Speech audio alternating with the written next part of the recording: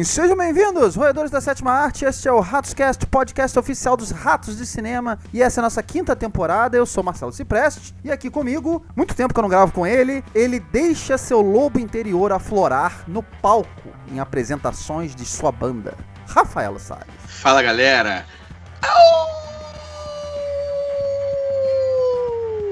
Falei? Belíssima introdução. Aqui com a gente também, ele usa máscaras de madeira para assustar pessoas à noite na Tijuca, Renato Maciel. Salve, salve, rataria! Beleza? Eu posso dizer que o Jeremy Saulnier fez a melhor trilogia das cores? Ou a gente dá conta aquela francesa? É verdade, bem lembrado. Se essa é a primeira vez que você está ouvindo o RatosCast, você pode encontrar nossos episódios antigos no nosso site ratosdecinema.com. Não deixe de seguir a gente também no Facebook, YouTube e Instagram. E a gente também está no Twitter, estamos bastante ativos no Twitter, no @ratos_cast. Nós temos também 2 e-mails, se você quiser entrar em contato com a gente, ratoscast@gmail.com e contato@ratosdecinema.com. Se você quiser ajudar o RatosCast a continuar trazendo o melhor do cinema, das séries, desses filmes da Netflix, que você não vai encontrar muito por aí, né? Você pode colaborar com a gente doando no nosso site, o quanto você quiser. Tem o íconezinho do PayPal lá, você só clica em qualquer postagem, crítica, episódio de podcast, enfim. Você vai ver o íconezinho e pode doar R$2, R$5, R$1 milhão. Fica a seu critério. E esse cast aqui que a gente está fazendo só é possível graças à presença, à audiência e à participação de vocês, que são os ouvintes, os leitores, enfim. Se você quiser ter acesso a outros conteúdos que não estejam no nosso site, você pode assinar nosso canal com os conteúdos exclusivos no patreon.com/ratosdecinema. Já estamos a todo vapor no Patreon. Já começamos. Pois é. Aliás, eu tava até tendo essa conversa com o Rafael hoje sobre o trilhas sonoras, né? O áudio desse filme que a gente vai falar hoje é maravilhoso. Eu vou fazer uma pergunta pra vocês. Se vocês pudessem, por exemplo, ver este filme que a gente vai falar aqui no cinema, com um áudio espetacular, com uma caixa de som maravilhosa, sei lá, vocês pagariam pra ver, mesmo tendo a Netflix? Um ingresso normal, sim. E num cinema com puta sistema de som, cara, vale a pena. Vale a pena, porque né? O som, toda captação de áudio, não só a trilha sonora, mas captação de áudio é quase 50% do filme. Eu veria fácil uma versão estendida desse filme, com mais 1 hora de filme. O Patreon, ele te oferece isso aí, porque você pode ter acesso aos nossos casts antes deles irem ao ar. Você pode encontrar material de bastidores, você pode fazer parte da nossa comunidade fechada, onde a gente troca dicas de filmes, troca dicas de séries. Vocês podem falar com a gente, podem fazer recomendações pra gente, a gente vai dizer o que a gente tá vendo, as séries que tá vendo, os filmes que tá vendo, enfim. A gente pode trocar toda essa informação, que é bem legal. Tem piadas, tem o Maguinho contando várias histórias engraçadas. Cara, tem coisas que eu não posso botar no ar. Não, eu sou proibido de botar no ar. E lá tem, você pode ter acesso lá. Você ainda pode participar de um cast com a gente, cara. Imagina. Olha só. Maravilha. Dá um pulinho lá na nossa página, patreon.com/ratosdecinema. O link tá nas postagens do nosso site. Tá aqui nesse áudio que você tá ouvindo. Então, procura o link, clica lá, assina o RatosCast pra se divertir ainda mais com esse podcast. Nosso tema de hoje será o novo filme original da Netflix, Noite dos Lobos, Hold the Dark. Hold the Door, do Jeremy Saulnier, com o Jeffrey Wright, Alexander Skarsgård, James Badge Dale, Julian Black Antelope, Macon Blair e Riley Keough. Na sinopse oficial, no inverno sombrio do Alasca, um naturalista procura por lobos que supostamente mataram um menino de 6 anos. Logo, ele se vê envolvido num mistério arrepiante. E acabou a sinopse. Tadinho de quem só leu essa sinopse. Por se tratar de um filme da Netflix, a gente não tem informação, acesso ao orçamento, eles não divulgam isso, não tem bilheteria, né? Acesso à contagem de audiência, enfim, não é divulgado. Mas pra quem não conhece a dinâmica do RatosCast, a nossa conversa vai ter 2 partes. A primeira parte, bem curta, sem spoilers, não vamos entregar nenhum segredo do filme. E depois da segunda parte a gente avisa, né? Toca uma musiquinha e aí a gente vai pros spoilers. E aí sim, nós vamos entregar segredos, teorias e acontecimentos insanos desse filme. E, Renatão, você acabou de ver o filme, né? Tá fresquinho. Bem fresco na cabeça. Fresquinho na cabeça. Vou começar com você, cara. Você é fã do Sala Verde, você é fã do Saulnier. Que expectativa você tava? Esse já é o 4º filme do Saulnier. Se eu não me engano, você ainda não viu o Murder Party nem o Blue Ruin, né? O Blue Ruin Ruin eu Azul. consegui pegar, inclusive, hoje. Ah, legal. Então, cara, eu acho que depois do Sala Verde, que a gente chegou a fazer um cast aqui, a expectativa tava lá em cima com tudo que o Sonner tá envolvido. Com os nomes que foram entrando no elenco, e a gente conhece o diretor, e veio o primeiro trailer, e deu uma banda em todo mundo, deixou todo mundo empolgado. Quem acompanha o Raso no Facebook tá vendo a empolgação, a gente sempre colocando coisas lá, anunciando o pré-lançamento do filme, antecipando a chegada, porque era uma expectativa coletiva aqui dentro. A empolgação era alta, cara. Eu não consegui ver no fim de semana que saiu, né? Não consegui ver direto, porque eu fiquei meio enrolado, mas era a minha esperança. Até falei com vocês antes, falei, tranquilo, vamos gravar o cast, porque eu vou assistir o filme no dia que sair. Mas eu tô vendo hoje e, assim, eu tô com tudo na cabeça, eu tô com 1000 perguntas e 1000 coisas pra falar, e eu espero que nessa nossa conversa aqui a gente consiga colocar as coisas um pouco mais claras, não só aqui pra mim, né, que acabei de assistir o filme, ainda não sei nada, não ouvi nada do que as pessoas acharam do filme, porque eu não quero ter influências em minha opinião ou algo do tipo. E eu também quero que a gente consiga mostrar pros nossos ouvintes, né, esclarecer alguma dúvida, o que eles não entenderam do filme. Com certeza. O Renatão fez o cast comigo do Sala Verde, eu, Renato e Maguinho, 2 anos atrás. Esse cast, eu sempre digo, né, até hoje ele é um cast que costuma ter bastante acesso, é um filme que chegou aqui bem depois, e as pessoas foram descobrindo o filme aos poucos, né, ao longo do tempo e tal. Ele chegou direto pra DVD, né, direto pra stream. Foi. E, se não me engano, passou em algum canal, acaba, agora não vou lembrar qual, mas as pessoas foram procurar saber um pouco mais sobre o Sala Verde, quais eram as teorias e tal. Não tem muitos casts sobre o Sala Verde. Nós fizemos um cast bem rapidinho, mas acho que bem completo. Até falei pra você que eu tenho bastante orgulho desse cast. E esse cast tá aqui no nosso link. O Rafaelo, eu acabei de descobrir nessa semana que é fã do Sonner. Você que tá ouvindo a gente, tá acostumado a escutar o Rafaelo nos filmes de super-heróis e tal. Mas eu descobri que ele é fã do Sala Verde, né, Rafa? Putz, sou muito fã do Sala Verde, cara. Quando eu vi, por indicação do Maguinho, na época, eu pirei com o filme, mas perdi o diretor do meu radar. Ele saiu do meu radar, eu não acompanhei nada dele. Quando a gente foi gravar o nosso cast de expectativas, você comentou, né, que o Saunier tava preparando Hold the Dark e tal. Eu falei, pô, legal. Sumiu do meu radar novamente, né? Sim. Aí, recentemente, quando eu comecei a ver os anúncios, né, da Netflix, Hold the Dark, aquele filme e tal, porra, legal. Então, como a minha expectativa foi zerada, foi um soco na boca do estômago ter assistido esse filme. É uma puta experiência. Ô, Rafa, deixa eu aproveitar. Eu fiz uma pergunta naquele cast do Sala Verde e eu vou retornar essa pergunta, que eu acho a filmografia do Sonner, eu acho que ela pede esse tipo de pergunta. Até hoje, às vezes quando eu menciono esse filme, eles dizem que o Sala Verde, pra eles, é um filme de terror. Isso é uma das primeiras coisas que eu pergunto pras pessoas. Como é que você classificaria o Sala Verde? Eu pergunto pras pessoas. Este filme, Noite dos Lobos, como que você classificaria esse filme pra alguém? Como é que você explicaria que gênero esse filme pertence pra alguém que não viu o filme? Cara, é complicado, porque assim, ele tem muito... Ele definitivamente não é um filme de terror, mas ele tem muitos elementos, principalmente a trilha sonora, que são, de deixar você... De gelar, Exatamente. Ele então, flerta assim, muito com o gênero, né? Muito. Ele é um suspense, ele que flerta muito com essa questão do terror. É o que eu tava falando, a gente tava comentando pelo WhatsApp. Esse filme é um poço de tensão. É só tensão. Ele é sobre construir tensão da primeira cena até a última.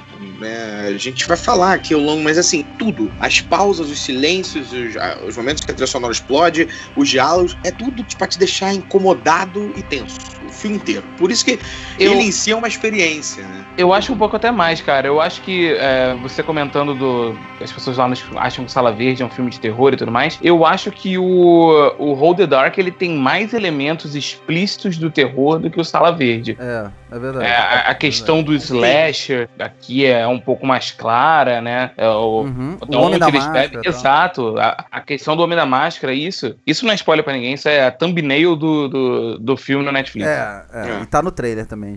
Então essa questão, assim, é muito claro a referência dos filmes de terror do estilo slasher, né? Especialmente o Halloween. A figura do Michael Myers ali, pra mim, era muito, muito semelhante. Eu queria falar um pouco mais da trama, porque eu tenho certeza que quem não viu o filme, só por essa sinopse, talvez não se interesse. Então eu quero que o nosso ouvinte, que ainda não viu o filme, busque. Como eu falei ali na sinopse, é um filme sobre um menino desaparecido, né? E um homem tentando achar esse menino desaparecido. Só que, suficiente dizer que a sinopse que eu li ali em cima, depois de um certo tempo, ela dá uma reviravolta de 180 graus. Podemos dizer isso, pelo menos? Podemos. tranquilamente. A gente pode Toma dizer o outro seguinte, o filme que você espera não é o filme que você vai assistir. Perfeito. Por que eu tô querendo dizer isso? Como você falou, o thumbnail lá é um cara com uma máscara. Pelo trailer eu vi muita gente comentando, nossa, vou morrer de medo desse filme, não sei se eu vou ver. E não é exatamente esse o Ou filme. até o próprio título do filme em português, né, cara? As pessoas... Eu conheci várias pessoas que viram o título, viram o trailer rapidinho e acharam que ia ser tipo um novo filme do Liam Neeson. Aquele do The Grey. É Perseguição, não é isso? Sim, acharam sim. que ia ser algo daquele formato, daquele estilo. Poderia ser.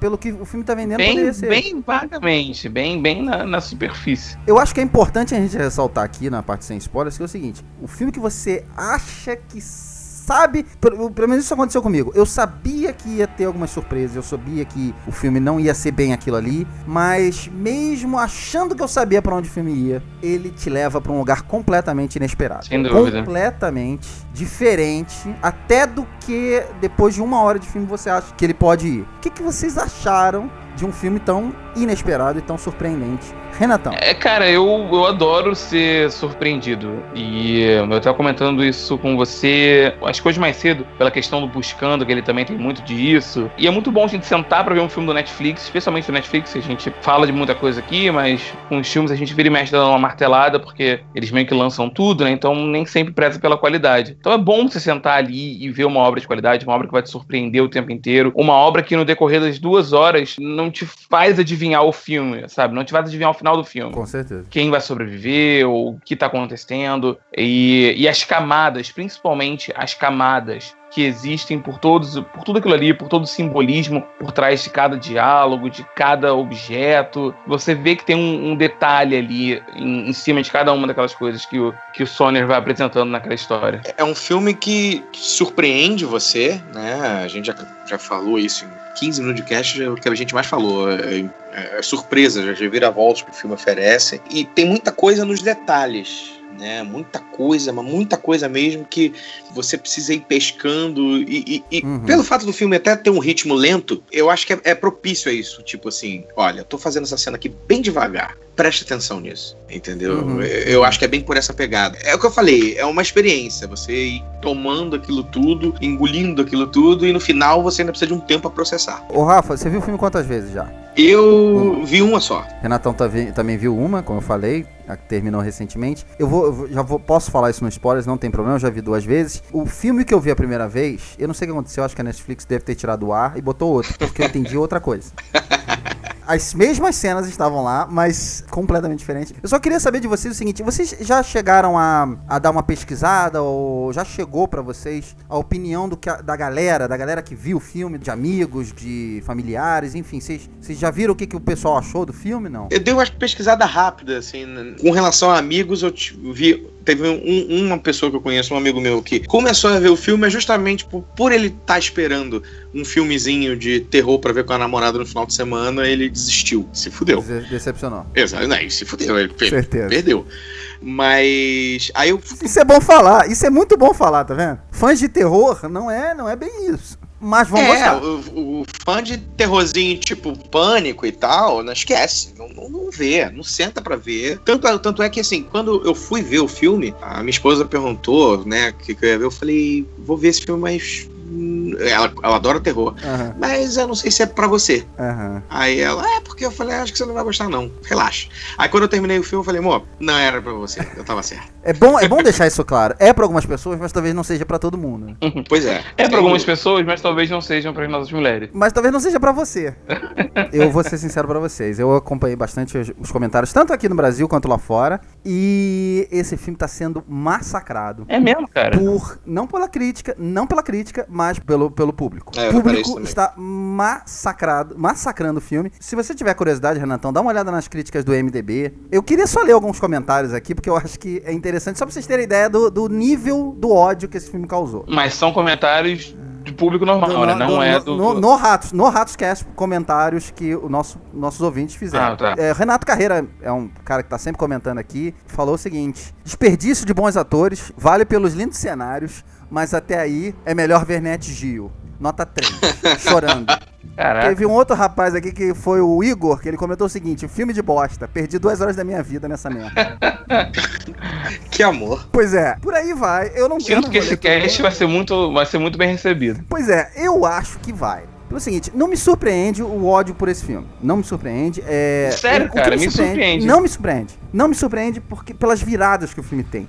Agora, me surpreende os fãs do Saunier, a galera que gostou do Sala Verde, tá odiando. É engraçado, a gente tá vivendo uma época, assim, meio engraçada mesmo, né? Porque, acho que é por causa desse clima de eleição, acho que a palavra ódio tá na moda. Então, assim, me parece que as pessoas, elas não gostam muito de nada, assim, não tem nada que agrade muito, entendeu? Então, eu não vejo as pessoas meio abertas a correr atrás, a buscar, a se interessar. Eu, quando esse filme terminou, eu juro, eu queria começar ele de novo. Uma coisa eu acho que dá pra gente falar aqui na parte sem spoilers, assim, esse filme tem algo a dizer. Isso é uma coisa que eu li muita gente falando, pô, que filme bosta, que não tem nada, não. Você pode não gostar do que ele tem a dizer, mas negar que ele tem uma coisa mórbida, assim, uma coisa sinistra, e por isso, corajosa também, né? Aí, cara, isso... Desculpa, você pode não ter gostado do filme, mas ele tem uma coisa a dizer. O título, aliás, que o Renato falou, o título original do filme, é a primeira grande pista. O título original tem muito mais a ver com o que é a história. Pois é, Hold the Dark, impedir que a escuridão chegue. Tome conta. É uma missão impossível, aliás, né? Como é que você impede a escuridão de chegar? É impossível. Mas, Marcelinho, você falando comparando os dois, comparando o Hold the Dark com o Sala Verde, você não acha que a questão é porque entre os dois, o Hold the Dark ele é muito mais complexo. Com eu não sei, eu não cheguei a assistir o Blue Ruin. Entre o Sala Verde e o Hold the Dark, esse é muito mais complexo. E eu acho que o Sala Verde ele é muito mais paladável ao grande público. Por causa da questão mesmo. Né, cara? O ritmo, os jovens, né, os personagens principais, eles são mais fáceis, né, de você criar alguma espécie de vínculo, apesar que aquele filme não dá muito isso, tanto que você não se importa muito quando acontece a morte deles, mas... Sim. Eu acho que é mais fácil pro grande público se identificar do que um filme como o Hold the Dark, que tem muito, muito mais camadas. Então, eu prefiro... Eu concordo com você. Eu acho que o Sala Verde é um filme mais straightforward, é um filme mais direto. Tem uma galera presa num lugar e eles precisam sobreviver. Ponto. E aí a gente chegou até a comentar no cast que é o seguinte: você pode ver o filme como um filme de terror, né? Você pode ver um filme como... É só isso, é um filme de sobrevivência. E você pode ler o filme pelas camadas que ele tem. A gente chegou a citar vários naquele cast. Nesse filme, ele é complicado porque ele é um filme que, por exemplo, o herói do filme, ou os heróis do filme, eles têm atitudes meio questionáveis, meio imorais, assim. Então, você às vezes não entende. Quer dizer, você vê o filme e você não entende absolutamente nada. Por que ele tá fazendo isso? Por que, entendeu? É um filme que ele só levanta perguntas. Muito pouca coisa faz sentido até o final do filme. Mas... com certeza, assim, faz sentido. Depois que você começa a analisar, depois que você começa a encaixar o quebra-cabeça. E, assim, é óbvio que eu vou deixar por parte dos spoilers, não tem como falar agora, mas é que eu acho que esse filme, ele exige mais do espectador do que o Sala Verde. Sem dúvida. Então, eu acho que... porque a gente tá vivendo uma época de muita preguiça, de muito... a gente vive reclamando dos blockbusters, de alguns blockbusters, que... não sei porquê, mas o Arranha-Céus me veio à cabeça. Desculpa. Mas a gente reclama The muito Rock, de né, filmes, cara? The Rock é maravilhoso. de filmes que são... mas filmes que não exigem nada do público, né? Eles são uma aposta. Você vai gostar ou vai odiar, né? Não tem meio termo ali. Ou você odeia ou você ama. E esse filme, ele é isso também, mas ele exige que você procure encaixar. O que ele falou naquela hora? Eu acho que faltam filmes assim. Só por isso, ele já é um filme que, pra mim, merece estar entre os melhores do ano. Porque ele exige mais do público. Queria saber se vocês concordam comigo, mas se vocês acham que as pessoas, pro bem ou pro mal, deveriam ou não ver esse filme. Por que elas deveriam ver esse filme? É um filme bem feito pra cacete. Você pode...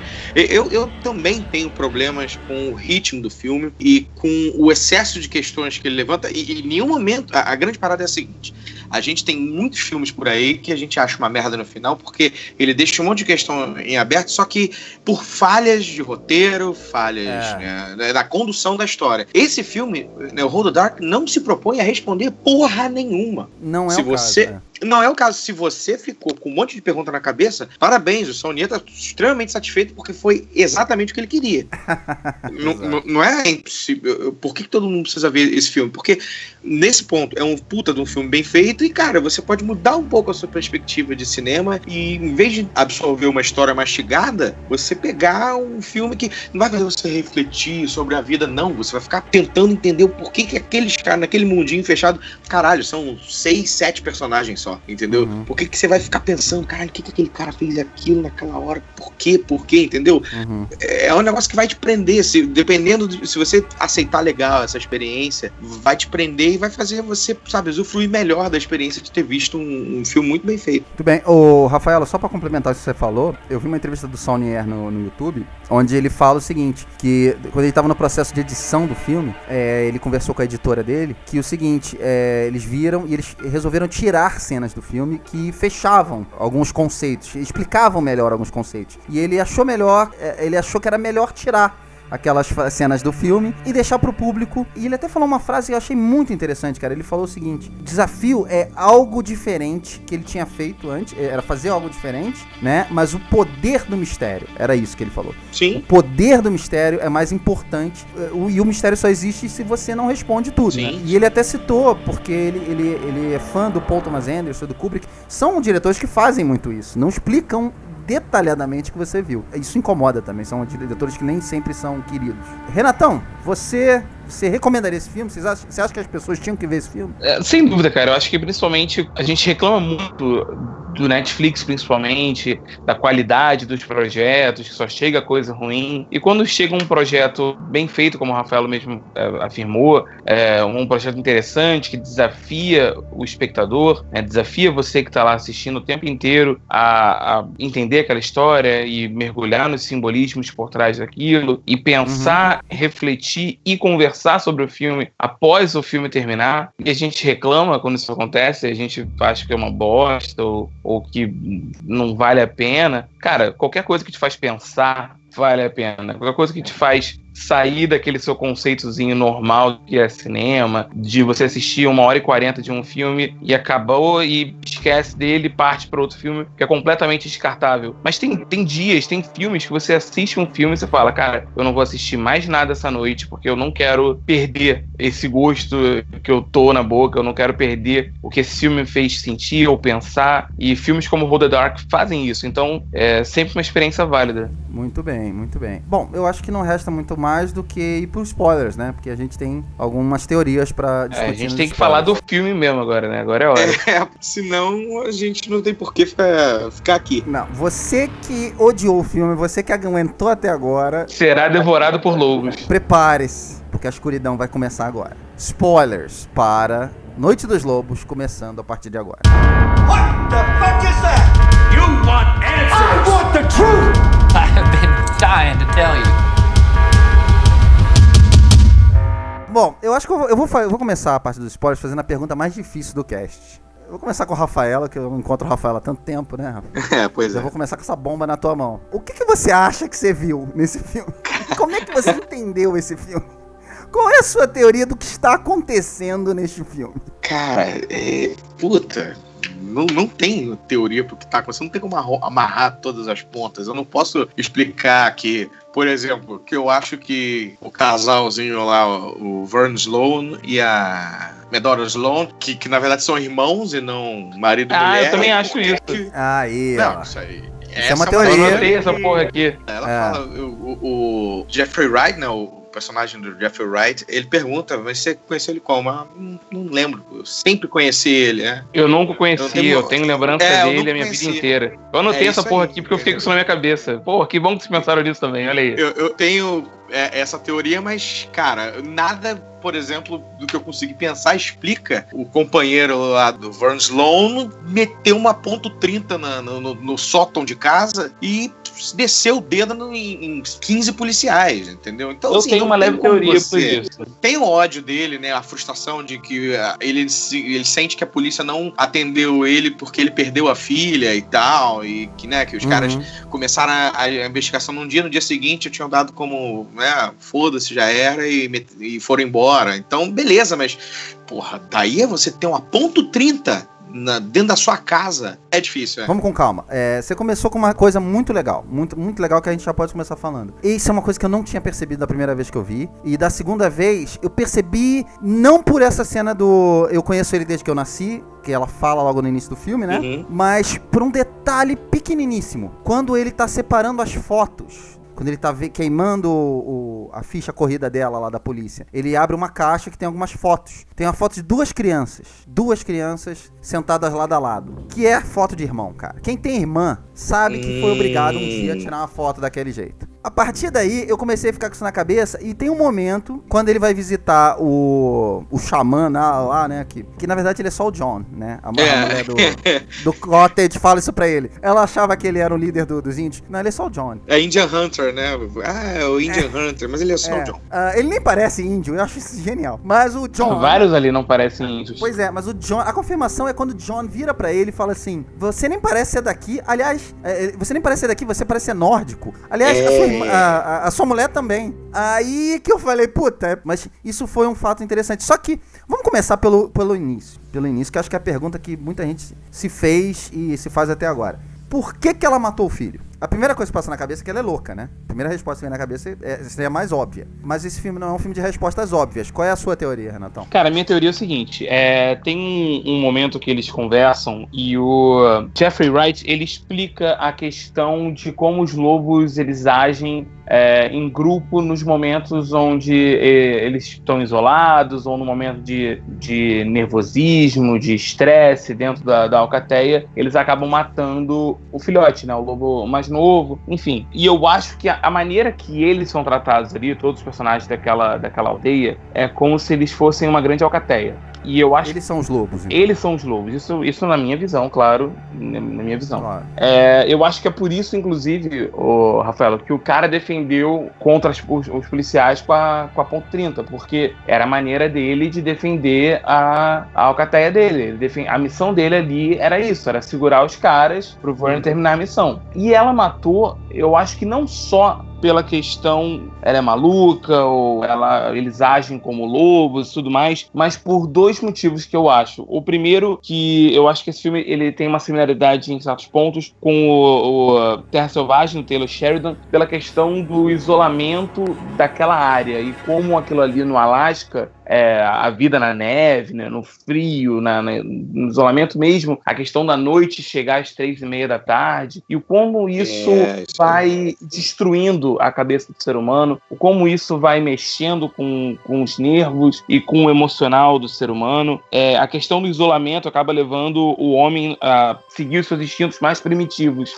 E eu acho que isso que foi fazendo com a cabeça dela, isso foi mexendo com ela. O que eu acho que acabou levando ela a matar é o fato dela sentir tanta falta do Werner, do irmão, que a única maneira de tentar fazer ele voltar seria matando o filho. Então, no ato de desespero, no ato de solidão, no ato de nervosismo e no ato mais brutal que ela poderia ter, foi a forma que ela usou. Isso, claro, é a minha teoria, né? Minha leitura. Eu acho que é exatamente isso. Se tem uma resposta que eu acho que esse filme entrega, uma possível resposta que esse filme entrega de uma maneira mais de mão beijada, é justamente essa, porque no início o Cor, ele conta que ele viu a Cateia devorando um filhote, e ele entra nessa explicação, né, que em momentos de estresse, de muita tensão, de infelicidade, de escassez de alimento, enfim, qualquer coisa que disturbe muito grande dentro da alcateia, eles acabam matando, né, o filhote. E ela, nesse desespero, né,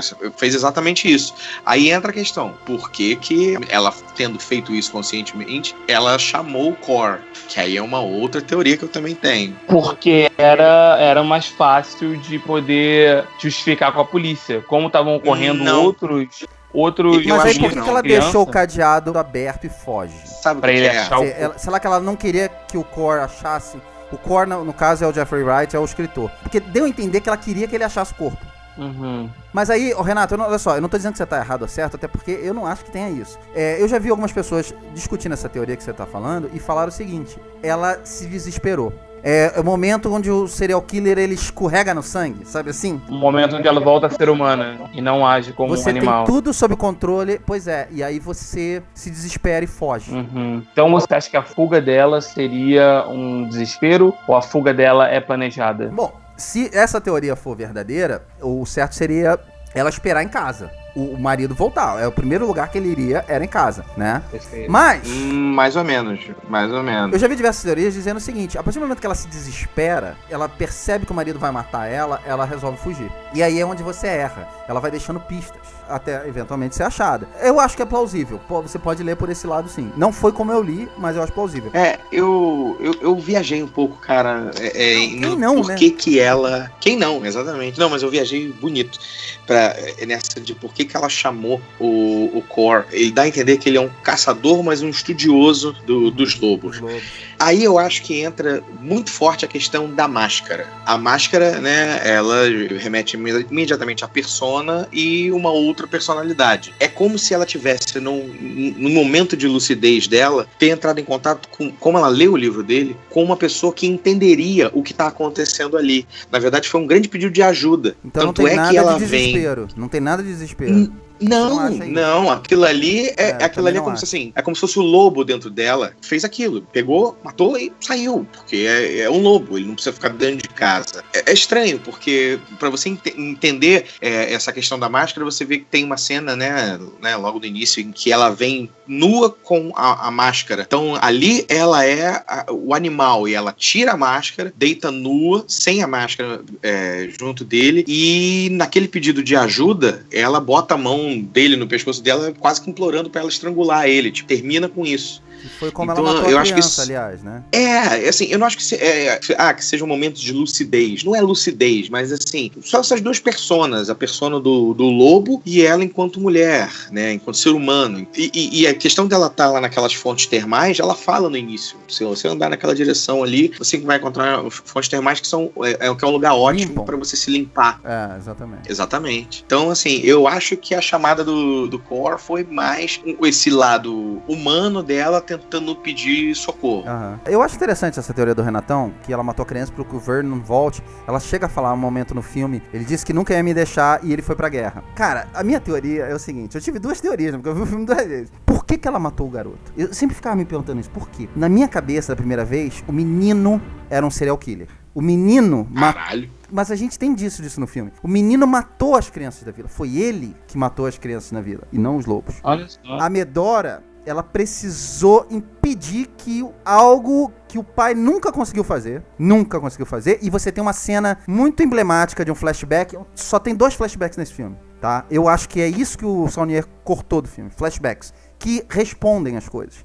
Em um determinado momento, ele bota a mão no pescoço do garoto, quase como se fosse estrangular o garoto. E eu acho que ele nunca teve coragem, porque ele é muito parecido com o garoto. O garoto, na verdade, é ele. É o pai, é o Vernon. E como ele nunca teve essa coragem, ela foi lá e fez o que o pai nunca pôde fazer. Sempre evitou. E é por isso que ela foge. É porque ela sabe que ela fez uma coisa que o pai sabia que tinha que ser feito, mas não fez. Eu acreditava piamente nisso. Essa era a minha resposta. Sim. Porra, é maravilhoso isso. Eu tô querendo ver o filme de novo agora. O Vernon é um personagem muito interessante, cara. Quando você vê o Vernon pela primeira vez... Aliás, passa quase meia hora do filme que você não vê o Vernon. E ele é um dos personagens principais no filme. Quando você apresenta ele, o cara nem abre a boca. Ele tá fazendo aquilo ali, ele é um militar. Ele tá matando gente, tá obedecendo ordens. Mas você vê que ele tem um gosto pela morte. Você vê que ele tem uma coisa diferente nele. É normal pra ele. Então, quando ele fuzila aquele carro lá, o cara até fala, pô, mais uma vez, tipo, ele é o líder do pelotão ali. É ele com a metranca ali, não tem ninguém na frente dele. Os carros vão tudo atrás dele, porque os caras sabem que ele é um soldado nato. Ele mata bem. Aí a coisa muda, porque o que ele faz? Ele mata um soldado americano, a facada, porque o cara tava estuprando uma mulher. Ali ficou claro pra mim. Ele toma uma atitude moral. Nobre. Ele é o herói do filme, cara. Tem muita gente falando assim, ele é um serial killer louco e tal. Não, contrário. Entendeu? O filme tá dizendo desde cara que ele é o mocinho do filme. Ele tá fazendo uma coisa boa.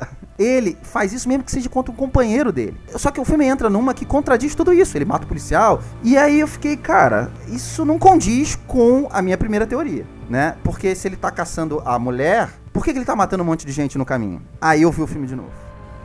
Aí meu mundo caiu. Eu queria acreditar nessa minha primeira teoria. Eu tive que mudar no meio do filme. Pra mim, depois que eu vi a segunda vez, a vila inteira é amaldiçoada. Não sei se eles estão amaldiçoados ou eles estão doentes pela violência. Tem alguma coisa que o homem chama de gripe e os índios têm outro nome, que aquela mulher, a bruxa, né? Eu chamo ela de bruxa. A feiticeira da vila fala. O simbolismo do lobo, eu acho que é o simbolismo mais claro do filme, né? Tanto que eles botam a máscara do lobo. Mas assim, é mais do que isso. Os lobos na natureza, eles estão ali pra trazer o equilíbrio. Eles estão ali pra acabar com aquela sociedade. A feiticeira da cidade, ela conta uma história sobre isso. Ela conta uma história onde há muito tempo atrás, a cidade foi atacada pelos lobos e os lobos dilaceraram todo mundo e deixaram eles nas encostas, pra ninguém ser enterrado. Sabe por quê? Porque tem alguma coisa ali, naquela comunidade, naquele espaço, que eles têm paixão pela violência. E isso explica por que o Tite, ele fuzila metade dos policiais, entendeu? Ele conta pro policial antes que as crianças serem mortas pelos lobos e tal, seria o fim daquela vila. E que aquela vila vai sumir em 1 ano. Cara, é um dos meus diálogos favoritos, a conversa dele com esse policial. Eu fiz uma lista de coisas que provam isso. Matar as crianças é o trabalho dos lobos. Os lobos começam pelas crianças. Por quê? Porque as crianças são o futuro. Essas são as crianças que vão dar sequência àquela vida ali. Então você começa pelo mais fraco. Puta que pariu. Vários elementos acabaram que contribuíram pra minha teoria. Primeiro, quando o Russell chega, ou quando o Core chega, ele vê um pai e um filho andando de trenó na neve, com um veado morto na garupa. Aquilo ali é o Saunier. Uma simples cena, dizendo que isso aqui é uma cidade de caçadores. Isso aqui é uma vila de caçadores. Essa cena não é gratuita. Ele mostra que eles são assassinos. Eles matam, eles destroem a natureza. Eles estão ali pra isso. Eles estão acostumados com a morte, desde criança, o garotinho, até o mais velho. A cena do pai com o filho. Uhum.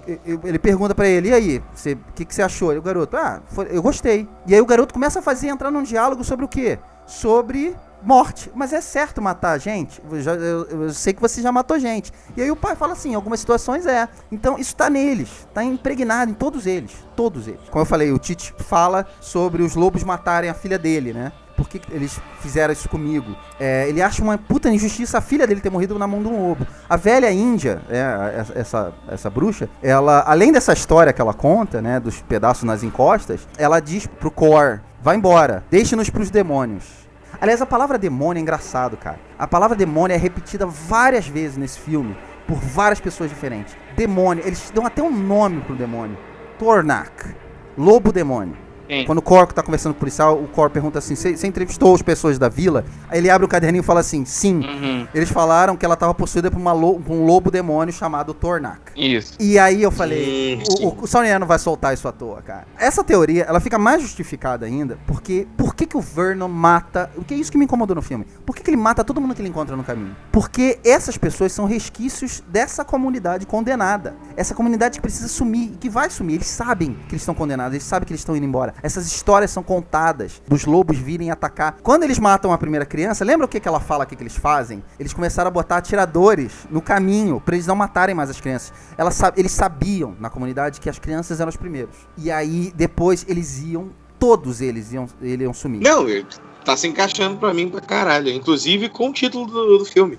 Exato, com Hold the Dark. Porque se aquela vila tá amaldiçoada e ao matar as pessoas você tá contendo a maldição, você tá segurando a escuridão. É isso aí. Sim, perfeito. Pra você, quem tá matando então? São os lobos ou é ele? Aí a gente volta à pergunta, por que ela matou o garoto? Eu acho que os lobos mataram as 3 primeiras crianças e ela usou isso pra chamar o Core. Eu acho que eles realmente estão condenados, eu acho que é a natureza punindo eles, a natureza tirando eles do caminho, que é na verdade um simbolismo porque a gente está vivendo hoje. O que está acontecendo hoje com o mundo inteiro? A natureza está tirando a gente do caminho, está dizendo, vocês não servem mais, vocês estão tomados pela violência, pelo que vocês quiserem, pelas guerras, não sei, vocês vão embora. E não é à toa, um cara perguntou isso pro Saunier, ele riu, ele não respondeu. Ele falou, não é à toa que essa questão de natureza e guerra tá nesse filme.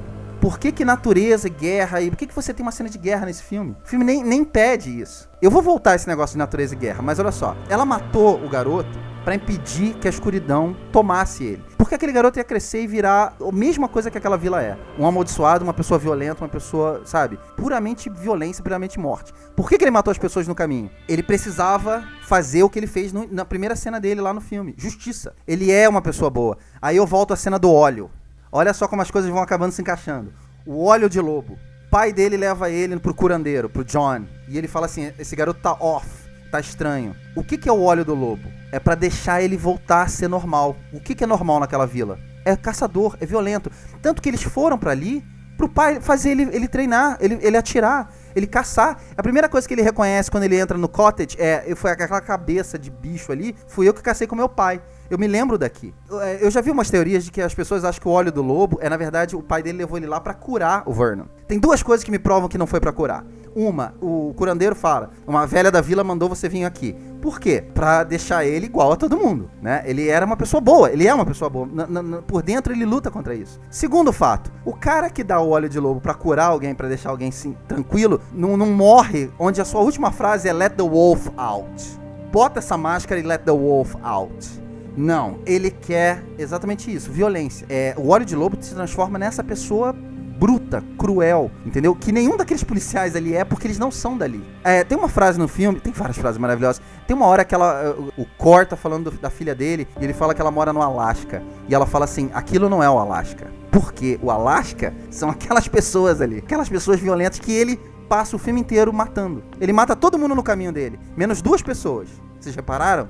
As 2 únicas pessoas que atiram nele. O cara na guerra, que a gente nunca vê quem é, e a mulher. E a mulher. A mulher que dispara pra caralho e acerta ele. As 2 pessoas que acertam ele, na verdade. Não só atiram, mas acertam ele. Você sabe que eu tava me lembrando, vendo essa cena, do Dança com Lobos, do Kevin Costner. Eu não sei se vocês vão lembrar desse filme, mas tem um momento muito clássico nesse filme que ele faz amizade com o lobo. Por isso que ele ganha o nome Dança com Lobos. Ele alimenta o lobo tem uma maior desconfiança dele. E aí, eventualmente, ele acaba tendo uma amizade com o lobo. Tem um momento que um cara visita ele e o cara, quando vê o lobo, quer atirar no lobo. E aí ele fala uma frase que eu lembrei na hora nesse filme. Ele fala, os lobos fogem, vão fugir pra sempre de quem atira neles.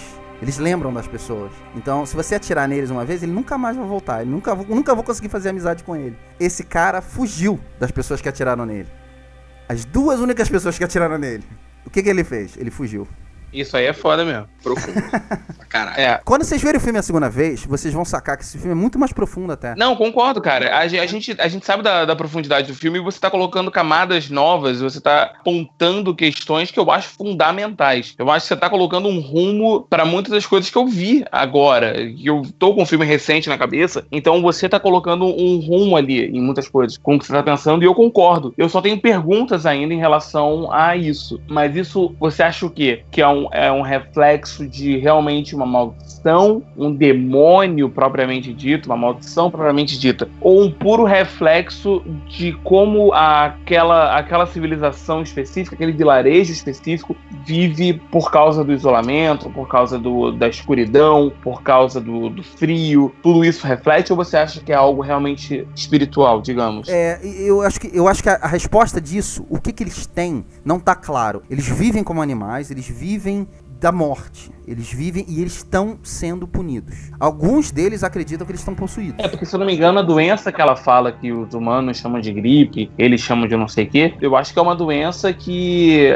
faz a pessoa, né, faz o homem achar que é outra coisa, que é aquilo que ele não é. Pois é, mas eu acho que isso é intencional do Saunier de não deixar claro. Então, na verdade, pode ser uma questão que não é nem referente ao local ou algo espiritual, digamos, né? Algo de demônio. Pode ser algo, uma condição, uma doença realmente que tem ali que faz aquelas pessoas acharem que são animais. E tudo isso, todos os elementos da religião deles, né? Da questão lá da bruxa, da vila, tudo mais, e a questão do ambiente influenciam nisso para espelhar, ainda mais que eles vivem cercados dos lobos e tudo mais, pra moldar o que eles se espelham em transformar, né, no caso, que é no lobo. Não, isso pode ser. Eu prefiro achar que não é uma coisa tão racional quanto uma doença. Eu acho essa ideia da natureza tá punindo, tá tirando eles do caminho, eu acho mais válida, pelo menos pra mim, como eu li. Eu lembro que quando a gente falou do Sala Verde, você entendeu uma coisa do filme, eu entendi outra, mas nem tinha entendido outra completamente diferente. E é um filme, como eu falei, straightforward. Ele é um filme que você pode ler ele de uma maneira simples, mas ele tem simbolismos. Esse filme, pra mim, ficou muito claro essa questão da jornada do Vernon. Ele é um cara bom. Ele é o mocinho do filme, como eu falei várias vezes. Ele tá fazendo um trabalho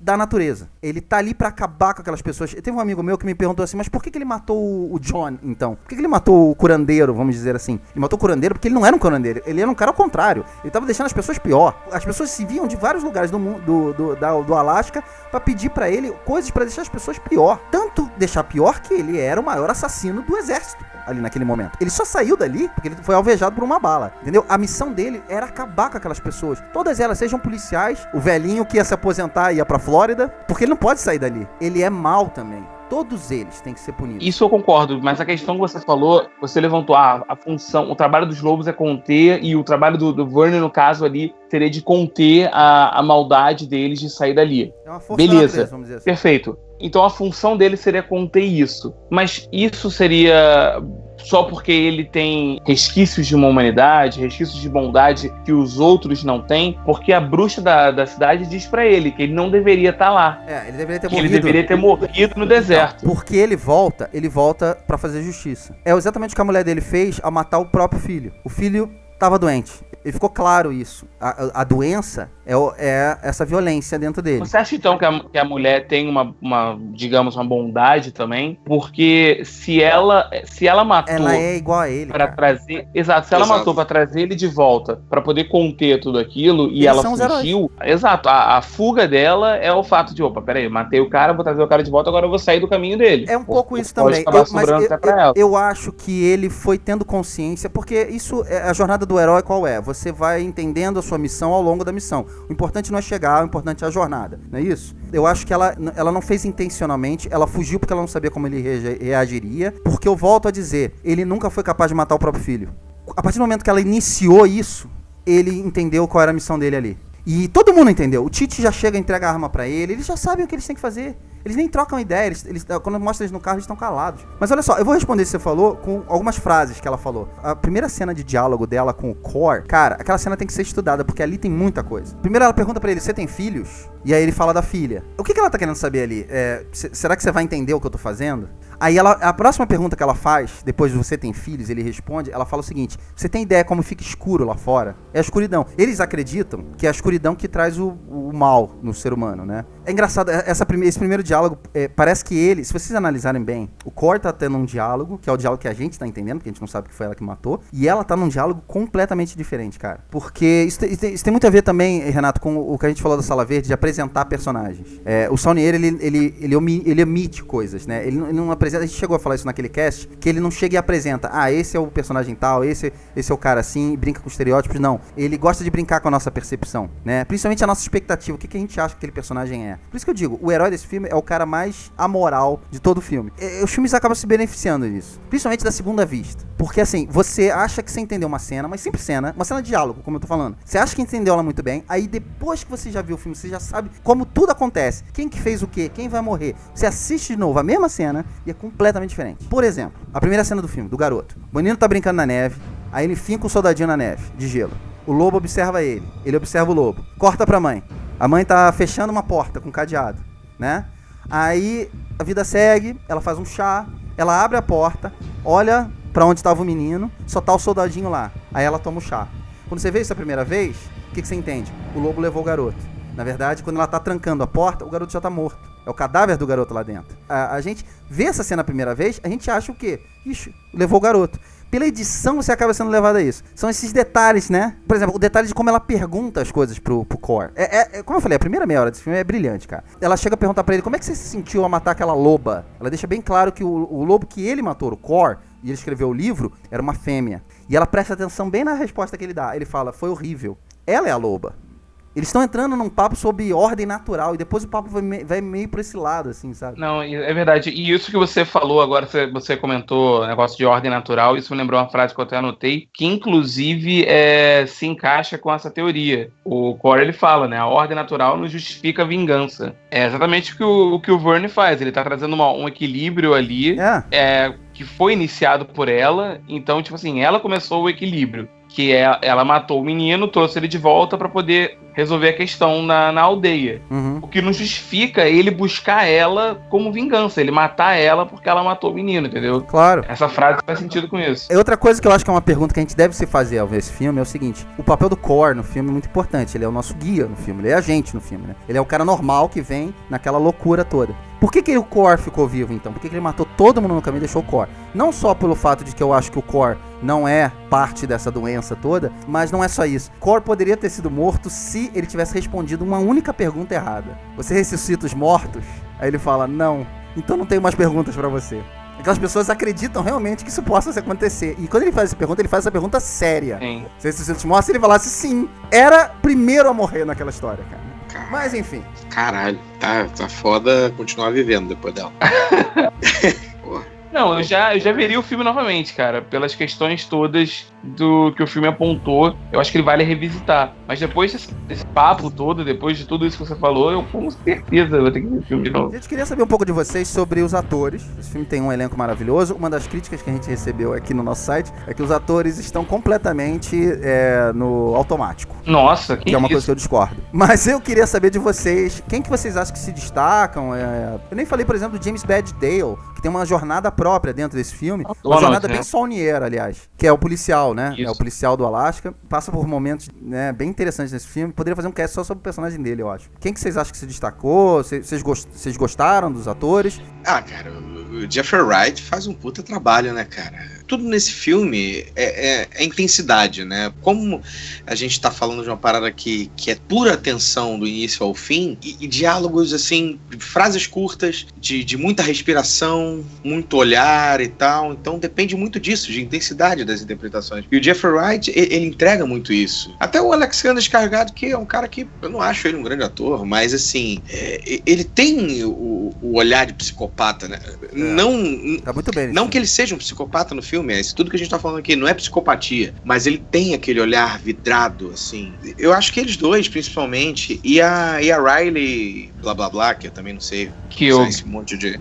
Kyogi, é isso. Ela também, ela é pura peso, assim, você vê o peso do personagem dela esmagando ela, entendeu? Então, assim, não tem nada que, puta, que, meu Deus, estourou minha cabeça a atuação, mas não, eles estão todos afinadinhos com a intenção, né, do diretor, né, na minha opinião. Eu acho que cada um dos atores ali funcionou perfeito pro papel.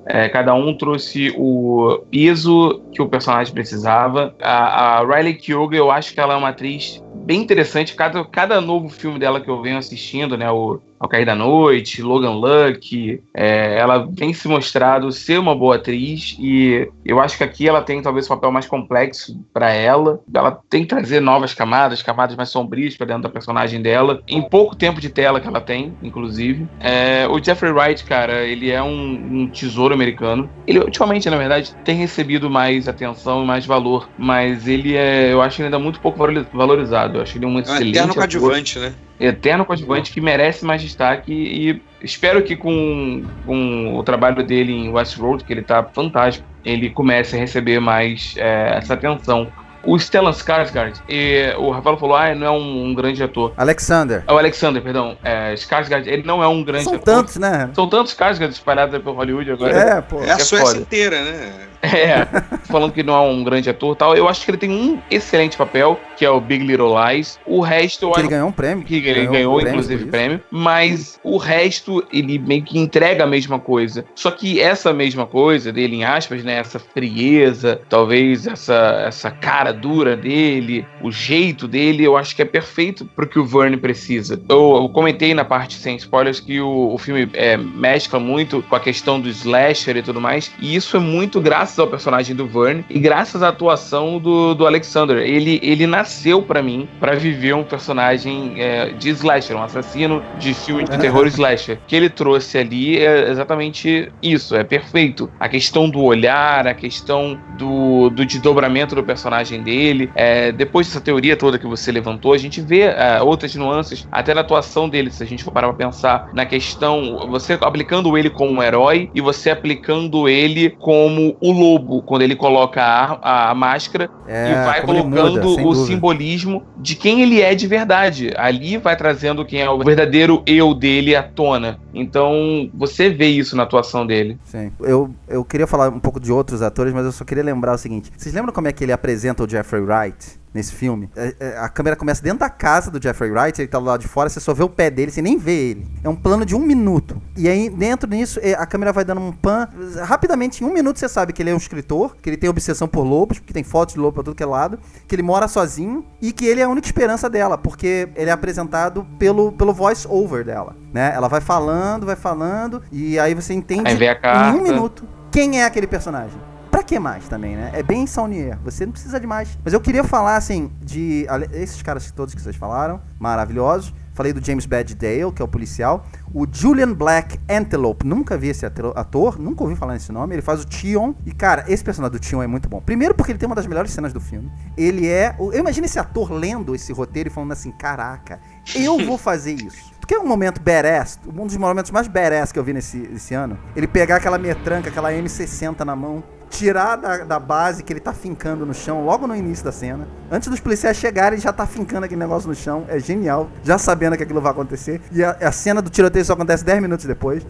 Ele pega aquilo na mão e começa a atirar nos caras que ele não consegue alcançar com o negócio em cima do tripé. Mas não é nem por isso, não é porque ele pega a metranca na mão que eu iria falar sobre ele. É pela cena de diálogo que ele tem minutos antes. Sim, maravilhoso. Você vê que é um pai que perdeu uma filha, que não teve justiça pela filha, que tá vendo a comunidade dele. Primeiro que ele é índio, né? Ele já tá vivendo com um extermínio há muito tempo. E ele vai sumir do mapa. E se ele vai sumir do mapa, ele vai levar a pior raça que ele conhece com ele, que são os policiais. E o ódio no olho daquele cara. E assim, a cena que ele fala, bu, pro policial. Cara, maravilhoso aqui. É maravilhoso. Não, e a ameaça, né, cara? A sua esposa hoje vai receber a ligação. Hoje é o dia que ela vai receber a ligação. Boa. Ó, reparem a cena que o policial pergunta, mas não faça isso pela sua mulher. E ele fala que a mulher dele foi embora. Reparem na atuação desse cara. Como a pausa que ele faz pra contar que a mulher dele foi embora. Muito bom, muito bom. Macon Blair. Macon Blair é o roteirista. É o roteirista e ator assinatura, né, do Sony. Ele se colocou no filme, vai. Aquela cena dele podia sair do filme, mas é sempre bom ver o Macon Blair, eu acho. Eu acho um ator muito interessante. Como eu já falei, meu pinguim. Já adianto um cast que a gente ainda vai fazer. E acho que todos os outros que vocês falaram. Riley Keough. Eu acho que ela é parente do Elvis Presley, cara. Ela é filha... exato. Ela é filha da... Lisa Marie. É filha da Lisa Marie, que é a filha do Elvis Presley. Sério? Exatamente isso. Que foda. É isso mesmo. Jeremy Saunier, acho que é um dos trabalhos mais maduros dele. Falou várias vezes que sempre quer trabalhar com um roteiro próprio, quer trabalhar dentro das condições que ele cria, por isso que ele faz filmes baratos. Só que quando recebeu o convite da Netflix, ele não tinha como dizer não. Macon Blair tem muito a ver com isso também, que foi o roteirista. E ele falou que foi muito confortável trabalhar num roteiro, né, de um amigo e um filme que ele tinha o dinheiro pra fazer o que quisesse. Mas também foi um desafio. O que vocês acharam do trabalho dele nesse filme? Cara, tem uma coisa que eu achei, quer dizer, uma das coisas que eu curti muito, mas uma em especial eu achei genial, é como o filme tudo aquilo que a gente tá falando com relação à construção da tensão, como o filme te deixa tenso através até dos cenários, né? Você tem, né, quando você tá em áreas externas, ele faz aqueles planos bem abertos da montanha e você vê nada, é gelo pra tudo que é lado e nada. Aquilo ali é esmagador, você imaginar uma tragédia daquela acontecendo numa aldeia tão isolada e você vê assim, cara, não tem nada aqui. E ao mesmo tempo, quando você corta para os ambientes internos, é tudo tão pequeno, a maioria das vezes tão escuro, tão entulhado de coisa, usando, né, espaços apertados e uma imensidão de nada, ele justamente passa, né, essa agonia de, cara, olha o quão esmagador é o peso desse lugar. Tem uma cena que eu acho que ela é muito bem construída nesse sentido, que é uma cena em que o Core tá jantando com o policial, que eu esqueci o nome, e a esposa, né, que você primeiro tem um plano do policial comendo, né, de frente pra ele, depois pro Core comendo e depois pra esposa. Você imagina que é uma mesa de jantar, né, comprida, normal. Você não imagina um negócio grande, você imagina um negócio espaçoso. E a cena seguinte é uma tomada da mesa, é uma mesa ridícula de pequena, num cubículo, sabe? Você vê assim, tipo, ó, ele aqui comendo, ela comendo, o outro aqui comendo. Agora, olha em que lugar merda, apertado que eles estão. Sufoca aí nessa merda desse espaço ridículo que essa cena vai se desenrolar. Quando o Vernon vai lá no Indian Hunter, lá, Sim, também, a cabana do cara é mínima, entulhada de coisa, de máscara pra tudo quanto é lá. Quando ele vai naquela estalagenzinha, né, naquele hotelzinho, né, da senhora que atira nele, tudo entulhado. Putz, cara, eu achei isso genial. Era uma das coisas que me sufocava no filme. Tanto os espaços fechados, quanto os espaços... E você só tem isso no filme. Você não tem nenhuma hora em que dá uma relaxada, assim, que o cenário é mostrado de uma forma pra você... Olha, agora agora tá tudo bem. Olha, respira aí, não tem nada disso. Até aquela caverna no final, né, Rafa? Parece que aquela caverna vai bater, você vai bater a no cabeça teto, exatamente. Tanto que o Vernon ergue a Medora e ele só não ergue ela mais porque tem teto ali em cima da cabeça dela, né? Perfeito. Bela observação, cara. Muito, muito, muito verdade. Eu acho que você gostou do trabalho dele. Adorei. Pô, eu não vi o filme anterior, o anterior Green Room. É o Ruína Azul. Blue Ruin. Eu ainda não assisti, mas o Green Room eu já tinha visto, tinha achado incrível. Nesse, é que eu falei, é um filme muito bem feito. Eu tenho problemas com relação ao ritmo dele. Entendo que seja a proposta, mas eu gostaria que fosse uns 10, 20 BPM ali mais pra frente, mano. Engraçado, eu não tive essa sensação com o filme, não. A mim não me incomodou, não. Não, mas eu entendo perfeitamente que é a proposta. Assim como é a Sabe que o proposta... filme tem tantas cenas violentas, cara, que acaba dando uma cara e dá uma acordada. O ritmo é muito bom. O contraponto. Sim, é um ponto que eu até gosto, complementando o que tava falando da questão do Sony, eu concordo com tudo que o Rafael falou e eu só queria acrescentar mais a questão de como ele trabalha bem com a ação e com a violência. Não era de se esperar menos. Se você conhecer o trabalho dele, você sabe que são filmes violentos, são filmes explícitos, né? Você vê onde a bala tá entrando, onde a bala tá saindo. Aqui, no caso, você vê até onde a flecha tá entrando, onde a flecha tá saindo. Você vê o buraquinho sangrando, né, cara? Você vê o buraquinho sangrando. Você acompanha o cara sangrando até o cara desmaiar. É foda, E é foda. E eu gosto Renato, quando ele faz desculpa, isso. Se você vê um cara tomar um tiro no pé e depois ter a perna dilacerada. Exato. Não, O cara tá vivo, tranquilo, mas a perna dele tá toda arrebentada, uma peneira. Não vai andar no E a garganta da bruxa, meu amigo. Garganta da bruxa degolada em primeiro plano. Você tá comendo miojão, hein? O Cup Noodles? Então, toma essa aí, ó. Toma! Não, e a maneira que ele lida com mortes, assim, ou tiros, acho que vem do nada. O tiro mesmo que o Verne leva no pescoço, ninguém esperava aquilo ali. Do nada. Vê só aquela picadinha de mosquito no pescoço. Ou a flechada que o Cor leva. Ou a morte do Donald, do xerife. Policial. Porra, cara. São coisas, assim, muito instantâneas. É muito agressivo. Eu gosto da maneira que o Sonyer, ele dirige, ele apresenta cenas de violência, assim.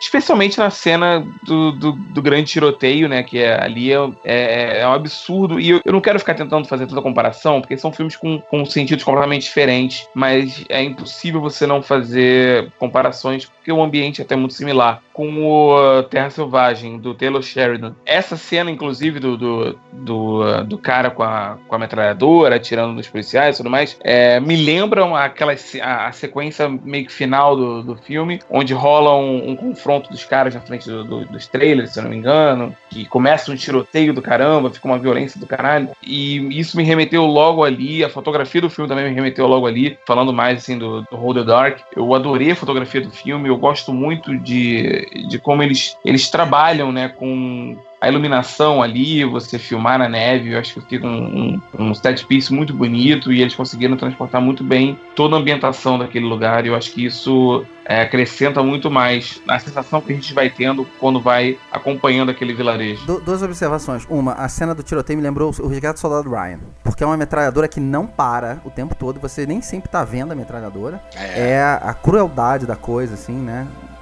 Aquele início que eu digo na praia de Omaha Beach. Me lembrou um pouco aquilo. Uhum. E, Rafa, eu acho que a violência desse filme, ela só funciona porque o ritmo é desse jeito. O ritmo é lento, mas aí, pá, de repente, violência. Explode uma coisa, e aí eu acho que funciona. Porque se ficar uma coisa incessante... Sim, de repente ele vai lá e dá 2 tiros na cara de policial. Se ficar uma coisa incessante, aí você... acaba entrando na adrenalina, é tipo Michael Bay. Você entra a adrenalina tá sempre alta, ele nunca baixa. Então acho que é um pouco isso também. Só que assim, eu quero voltar numa coisa que eu sempre falo do Sala Verde, que eu acho que agora tá ficando cada vez mais claro, como um tema do Saunier, que é o amadurecimento. Eu gosto de dizer que aquele filme é um filme sobre gerações, né? Que na superfície era um filme de sobrevivência e tal, mas que no fundo ele era, eu cheguei até a citar o A Morte Pede Carona naquele cast, que é um filme sobre transformação, é um filme de crescimento, de como é que o menino entra na Sala Verde e o homem sai dali. Como é que você aprende a fazer escolhas difíceis para poder sair dali um homem. Eu acho que esse filme é sobre isso também, só que esse filme é mais maduro. Tira o menino da história e coloca pais. Pra mim o tema desse filme são pais. Eu cheguei até a falar pra vocês, né? Esse filme devia se chamar Pais e Filhos. Escolhas que os pais precisam fazer pro bem dos filhos. Pra mim acho que é importante ter o Rafaelo nesse cast, porque ele, de todos nós, é o único que é pai. Tirando a Patrícia também. Então, às vezes você precisa fazer sacrifícios pelo bem do seu filho, pelo bem da sociedade, que é um bem maior, né? Sem a sociedade, seu filho também não vive. Então morre todo mundo. Assim como os lobos fazem na alcateia deles. Eventualmente eles precisam comer os filhotes porque é um desespero. É pela sobrevivência do grupo. É só isso. Então eu não acho que seja um tema novo pro Saunier. São escolhas que eles têm que fazer. A escolha mais difícil é você matar um filho. Por isso que esse filme é muito difícil de ler. Como é que uma mãe mata um filho? Isso fica sem explicação. Tem uma explicação. Um diretor que pega isso e leva isso para um outro patamar. Por isso que eu digo, não, me surpreende as pessoas dizerem que não gostaram desse filme, sendo que gostaram dos outros filmes anteriores dele. Porque para mim o tema tá ali. Eu espero que as pessoas que viram o filme e não gostaram, as que gostaram, sim, vão rever porque gostaram. Mas as pessoas que não gostaram, que também deu mais uma chance pro filme, talvez, como eu falei, né? A gente vive hoje na época do... que merda. Levanta e vai embora. Na Netflix é mole. Desliga, não precisa ver mais. Mas, cara, tenta ser desafiado um pouco, dá uma olhadinha de novo no filme, vê se talvez essa segunda vez, se você tiver paciência, né, e compreensão, vai lá, dá uma olhada e vê se talvez você goste mais um pouco. Porque se mexeu com você, meu amigo, é porque alguma coisa tem nesse filme, né? Vamos pra nossa nota de Noite dos Lobos. Renatão, você, por favor, sua nota e sua conclusão. Cara, então, por tudo isso que eu falei aqui, eu vim pensando dar a nota 9. Com a nossa conversa, com a maneira que você foi apresentando novas questões, novos elementos, novas teorias pro filme, eu fui ficando, caralho, que absurdo, que absurdo. Isso merece mais, o Saunier merece mais, mas eu só vou dar o mais quando eu ver o filme de novo. Então, por enquanto, minha nota ainda é 9. Perfeito. Rafa? Olha, eu dou um sólido 8,5. A única observação que eu faço nele é aquilo que eu já falei com relação ao ritmo, mas entendo perfeitamente. É mais com relação... É gosto pessoal, né? Mas a proposta é aquela, naquele ritmo, e funciona daquele jeito pra cacete. Então, é 8,5, não tem nem o que discutir. Perfeito. Eu guardei uma coisa pro final, porque eu queria... sua cabeça. Aí vocês... vem se a minha teoria tá certa ou não tá certa, ou enfim. Pode não tá certa também, até porque, cara, a primeira cena do filme, a primeira coisa do filme é uma coisa que o Saunier costuma usar, ele abre com uma frase. Vocês lembram dessa frase, não? Não lembro. Não lembro Tem agora. problema, gente. Eu também não tinha, Não nem lembro. lembrava que tinha uma frase abrindo o filme. Não, eu lembro que tinha frase, mas eu não lembro qual era a Vamos frase, lá. não. A frase que ele abre é de um poeta inglês chamado Gerard Manley Hopkins. O texto é de um conto, enfim, de uma poesia chamada O Naufrágio do Deutschland. A frase é: incorrigível no encalço do mal, mas gritando a verdade. Obviamente, eu tive que pesquisar essa frase, porque gente, eu quase não dormi depois da primeira vez que eu vi esse filme. Então, eu fui pesquisar e eu descobri que é desse conto, né, o Naufrágio do Deutschland. É a história de 5 freiras franciscanas que elas têm a fé testada durante o naufrágio. No momento final do texto, nenhuma delas vai sobreviver, uma tempestade e tal. Elas se sentem abandonadas por Deus, pela fé. Estão ali acuadas, chorando e tal. Uma delas se ergue e grita algumas coisas pra Deus, né? Algumas palavras de revolta pra Deus. Incorrigível no encalço do mal, mas gritando a verdade. Pra mim, no contexto do filme, o que significa isso?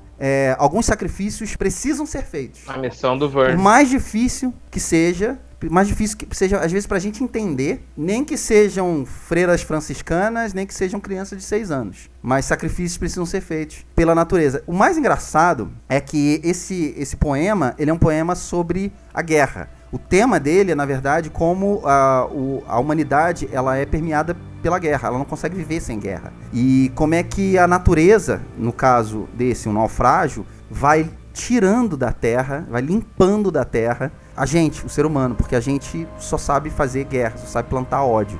Depois que eu li isso, aí mesmo que eu dei o ponto final do que eu acreditava que era a ideia do filme. Não sei se é isso, gente, mas é o que eu acreditei. Me desculpe as pessoas que não curtiram o filme. Pra mim é um puta de um tema delicado pra caralho pra falar num filme. Eu adoro filme que é escapista, adoro ir no cinema pra me divertir, mas de vez em quando, um filme que te faz pensar em várias coisas, um filme que nem sempre tá só ali, um filme que você tem que ver mais uma vez, sim, por que não? É legal também. Como diz Maguinho, isso é cinema puro. Às vezes a gente precisa abrir mão pra poder viver, pra poder amadurecer. O cinema mostrar isso, lembrar isso a gente é espetacular. Então eu vou dar nota 10 pra esse filme. Não tem como eu ter falado tanto e não dar nota 10. É isso que eu ia falar. Se você desse menos que 10, pelo amor de Deus, né?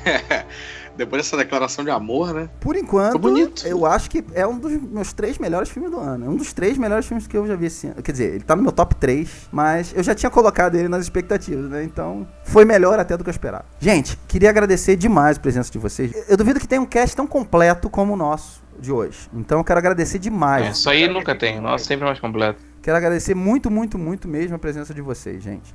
Vou começar com o Rafaelo, que é um cara que há muito tempo que a gente não faz um cast, então uma honra você estar aqui como pai e como cinéfilo e como roqueiro, usador de máscaras. Muito obrigado. Deixe seus contatos aí para quem quiser discutir com você um pouco mais sobre esse filme também, Rafa. Eu que agradeço mais uma vez e fico feliz porque a gente conseguiu matar essa saudade. E num clima, né, tão diferente do último cast que eu gravei, que foi aquele escapismo de ligação de foda-se, né, de puro riso. E esse agora, putz, tão denso, tão tenso e foi muito bom, cara. Eu acho que enquanto vocês falavam, né, eu parava e ficava pensando aqui, cara, se a gente combinar de daqui a 10 anos todo mundo assistir o filme e gravar de novo, vai sair outra provavelmente coisa. A gente vai ser outra coisa. Vai ser outra coisa, provavelmente, porque vai depender de óticas pessoais, vai depender de como as coisas amadureceram na nossa cabeça. Foi excelente, foi muito bom, foi um dos... já participei de uma porrada de cast de super-herói, mas foi um dos que eu mais gostei de fazer esse aqui. Ó, que legal, Rafa. Não, uma gratíssima surpresa esse filme, cara. Uma gratíssima surpresa. E então, galera, quem quiser procurar por mim nas redes sociais é Rafaelo Salles, em todas elas, não tem erro. E fico ansioso aí pra saber o que vocês acharam do filme e o que vocês acharam das maluquices que a gente falou aqui. Perfeito, muito bem lembrado. Por favor, mandem suas teorias, mandem suas opiniões. Se você gostou do filme, se você não gostou do filme, se você por acaso escutou o cast e resolveu ver de novo, também legal. Então, a gente quer saber. Esse cast que o Rafa gravou, eu não participei, ele ainda não foi ao ar, mas ele é um Ratos Casting sobre o casting dos X-Men da Marvel. Agora que a Fox migrou pra Disney, né? Agora vai ser todo mundo no mesmo universo. A gente resolveu fazer um Ratos Casting sobre os X-Men. Como é que seria o novo elenco das X-Men? Foi o Rafaelo, o Renatão e o Maguinho. Aguardem. Vale a pena. Vale a pena. Aguardem, é só isso que eu posso dizer. Se tem um cast que vale a pena aguardar pra esse ano, é esse. Certeza. E quem é do Patreon vai ter o melhor cast do Patreon já lançado. Nossa. Esse aí é absurdo. Sério, se você tem dúvida de entrar no Patreon do Ratos, entra pra esse cast. Renatão, você sempre é um cara que tem ótimas teorias, tem ótimas opiniões. Eu falei que assim, o nosso cast sobre o Sala Verde foi maravilhoso, exatamente porque nós tínhamos opiniões divergentes. Muito obrigado mesmo por ter feito esse cast. Por favor, deixe seus contatos também. Imagina, cara, sempre é um prazer vir aqui gravar, e especialmente pra falar de filmes assim, filmes legais, filmes que desafiam a gente. Como a gente fala, né, nem sempre uma opinião é a opinião definitiva, é a leitura definitiva do que é o filme. São simplesmente nossas leituras sobre o que a gente acabou de assistir. E eu acho que isso que é o mais válido da gente trazer aqui pra dentro do cast. Essa conversa, que a gente quer novamente convidar todos vocês a assistir o filme.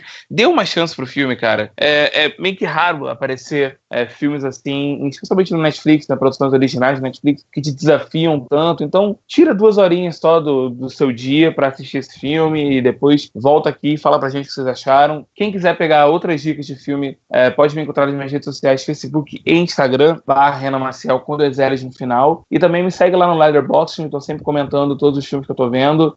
Eu assisto e eu boto lá, eu dou um check-in no meu diário e boto sempre um comentáriozinho. E é isso, valeu, galera. Até a próxima. Muito obrigado mais uma vez. Eu sou Marcelo Cipreste. Você pode acompanhar a análise de todos os filmes que eu vejo no meu letterboxd.com/mcipreste. Queria agradecer muito a companhia de vocês. O Ratoscast também. Queria agradecer demais a presença de vocês. Um abraço e nos deixe com os nossos demônios.